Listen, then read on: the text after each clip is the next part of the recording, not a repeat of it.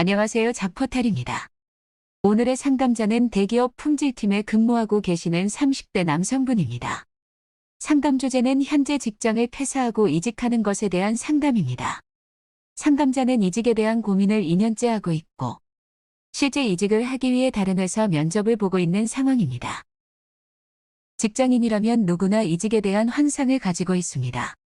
왠지 지금 회사를 벗어나기만 하면 이상적인 미래가 기다리고 있을 것 같다는 막연한 기대를 가지고 이직을 하는 분들이 많습니다. 하지만 의외로 이직 후에 후회를 하는 분들도 적지 않습니다. 따라서 성공적인 이직을 위해서는 어느 회사로 이직을 할 것인가를 고민하기에 앞서 내가 과연 이직이 필요한지에 대한 객관적인 검토가 필요합니다. 근본 상담자의 경우도 예초 커리어 컨설팅의 주제는 어느 회사로 이직하면 좋을지에 대한 상담이었으나 이직을 하려는 이유를 듣다 보니 과연 이직이 필요한 경우일까에 대한 의구심이 생겼습니다. 그래서 이직이 필요한지에 대해 보다 객관적으로 검토하기 위해 이직 필요성 평가 항목을 적용해 상담을 진행하였습니다. 이직을 고민하는 데는 많은 이유가 있습니다. 연봉 및 복리후생과 같은 근무 조건, 야근이 많거나 회의가 많거나 업무가 힘들거나 하는 등의 근무 환경, 회사가 안정적인지 향후 발전 가능성이 있는지 등의 회사 안정성과 비전, 상사 또는 동료와의 불편한 관계, 안정적으로 장기 근속이 가능한지, 정년 퇴임도 가능한지 등의 장기 근속 가능성, 근무지가 지방이거나 집과 거리가 먼 경우 등의 근무지역, 담당하고 있는 직무의 발전성 및 전문성 등입니다.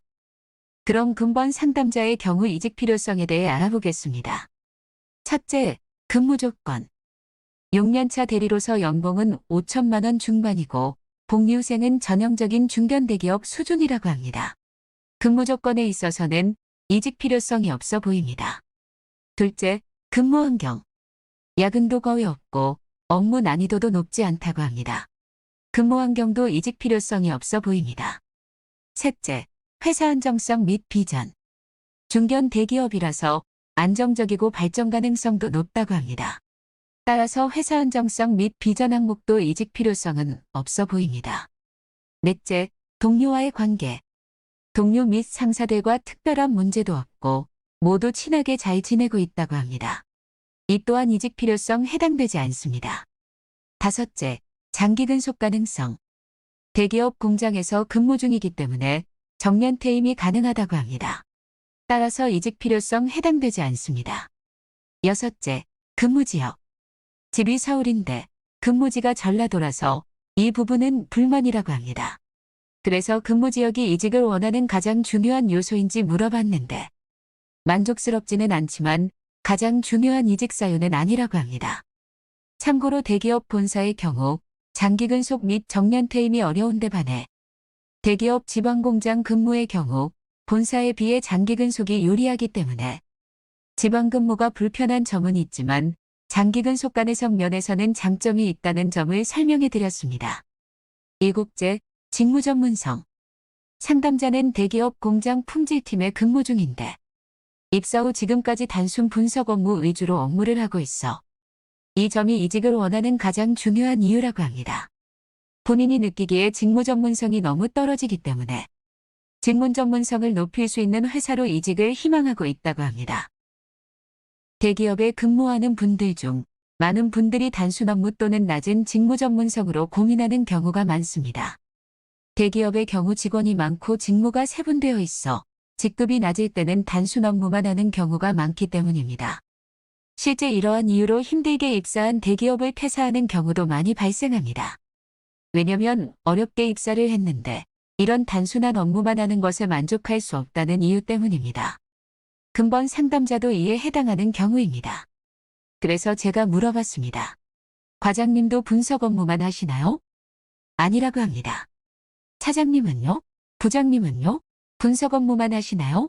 라고 물어보니 아니라고 합니다. 그래서 설명드렸습니다. 대기업은 직급별로 담당하는 업무의 전문성이 다릅니다. 사원일 때는 단순 업무 위주이지만 직급이 올라갈수록 담당하는 업무의 범위가 넓어지고 직무 전문성도 올라가는 것입니다. 따라서 상담자가 이직을 해야겠다고 결정하게 한 직무 전문성 부족은 이직 사유가 될 수 없습니다. 왜냐하면 시간이 지나 직급이 올라가면 자동적으로 해결되는 문제이기 때문입니다. 이 설명을 듣고 상담자는 이직을 하지 않기로 결정을 하였습니다. 설명을 듣고 나면 쉬운데 그동안 2년 동안 이직을 고민하고 이직을 위해 노력한 것이 후회된다고 하였습니다. 그리고 앞으론 다른 생각하지 않고 더욱 회사 업무에 전념하기로 하였습니다. 가장 이상적인 이직은 무엇일까요? 그동안의 많은 커리어 상담을 통해 발견한 것이 있습니다. 그것은 바로 이직 후 후회를 하는 경우가 너무 많다는 것입니다.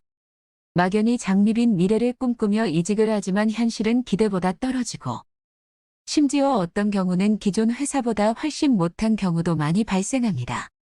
그래서 이상적인 이직만을 꿈꾸기보다는 현실적으론 실패하는 이직을 하지 않는 것이 더욱 중요하다고 생각합니다.